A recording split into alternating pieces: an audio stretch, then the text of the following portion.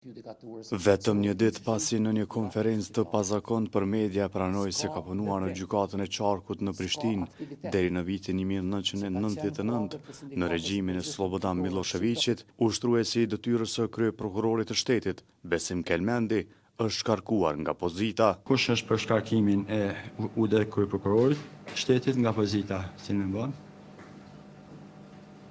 Konstatohet se me 5 vota për, aprovohet dhe shkarkohet nga detyra ushtruesit të detyrës kryeprokurorit të shtetit. Fundi i Kelmendit si ushtrues detyre i kryeprokurorit erdhi 3 vjet pas emërimit të tij në këtë pozitë dhe pas një vendimi politik të presidentes Vjosa Osmani, që të mos e dekretonte me mandat të plot Blerimi Sufajin si kryeprokuror, ani pse ishte votuar për këtë post nga Këshilli Prokurorial.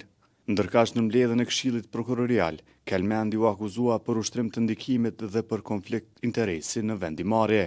Ai nisi përplasjen me zëvendës kryesuesen Jehona Grantolli, e cila propozoi shkarkimin e tij. Nëse është dikush pjesë e grupeve, atëherë le tregon Jehona pjesë e cilit grup është. Lutem shumë i nderuar UD kryeprokuror.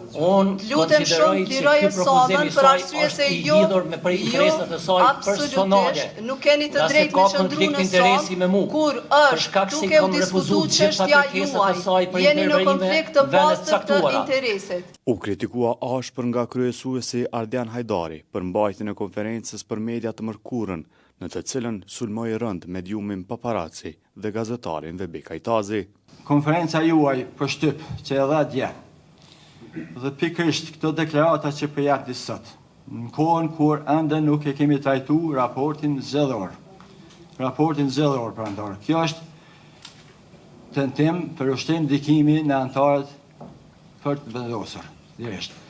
Dhe është abuzim me detyrën tuaj edhe në konferencë që e ke dhënë dje, sepse e ke fillu me zgjedhjen e anëtarit të ri dhe e ke mbaru me këtë çështje. Ju, nëse keni fakte dhe keni insinuata të tilla se këto janë pengesa për reforma, këto janë absolutisht pa vërteta, po insinuata tuaja për ta mbajtur këtë pozitë, që vetë kemi dhënë në unanime. Në përplasje janë përfshirë edhe anëtarët e tjerë të KPK-s. Visar Krasniqi u ankua në pjesëmarrjen e medjave, para se ta lëshonte sallën bashkë me Besim Kelmendin, Veton Shabanin, Arjan Gashin dhe Dardan Vuniqin.